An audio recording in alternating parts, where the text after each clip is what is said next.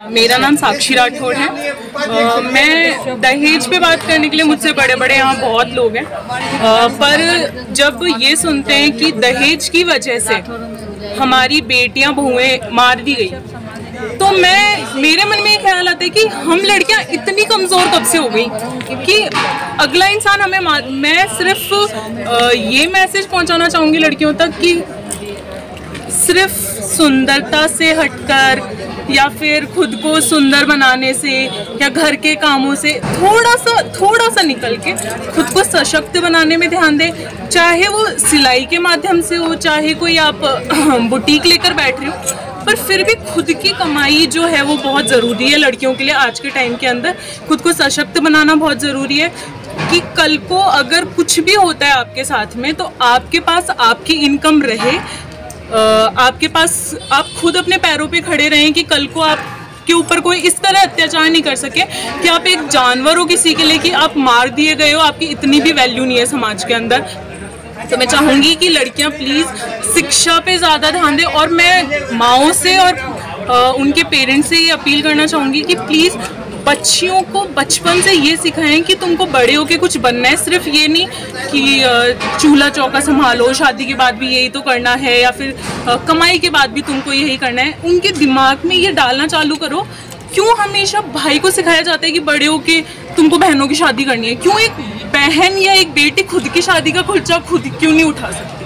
हम इस काबिल हैं कि हम अपनी शादी का खर्चा खुद उठा सकते हैं, हम खुद का खर्चा उठा सकते हैं, हम अपने माँ बापों का खर्चा उठा सकते हैं। हम बेटे के बराबर हैं आज। और ये बात जो होती है कि माँ बाप कहते हैं कि बेटी का खा नहीं सकते, तो वो उस जमाने की बातें थी जब बेटी को कुछ करवाया नहीं जाता था, बेटियां घर में रहती थी, 12-13 साल की बच्ची की शादी कर दी जाती थी और से ये उम्मीद की जाती थी तुम अपना ससुराल संभालो।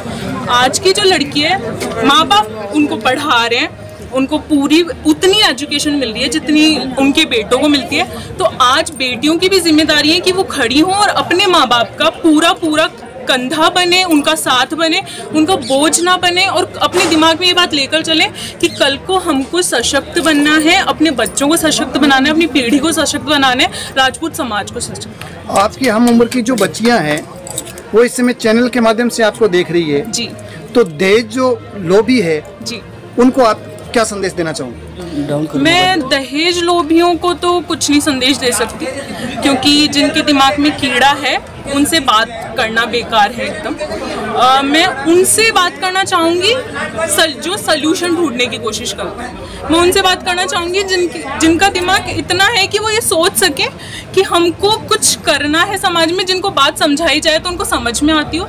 मैं उन लड़कियों से बात करना चाहूँगी और उन्हीं के पेरेंट्स से बात करना चाहूँगी प्लीज़, क्योंकि कल को अगर मैं कमाती हूँ तो मैं उस लड़के से भी ये क्वेश्चन कर सकती हूँ कि आप कितना कमा रहे हैं जो आप मुझसे मांग रहे हैं 25 लाख रुपए, क्योंकि आज की पीढ़ी में 25 लाख रुपए ऐसे कोई जमा पूंजी एक मिडिल क्लास के पास होती नहीं है कि ऐसे घर में रखी हुई है और मैं तेरे को लाके दे दूं, हाथ में तेरे 25 लाख भी दे दूं और हाथ में तेरे कार भी दे दूं और हाथ में तेरे को एसी और सब कुछ भी दे दूं। इतना किसी के पास होता नहीं है आज के टाइम के अंदर। तो मैं तो बहुत ही शर्मनाक बात मानती हूँ ये कि अगर कोई मुंह से मांग रहा है राजपूत होते हुए तो वो भिखारी से बदतर है नहीं मेरे लिए।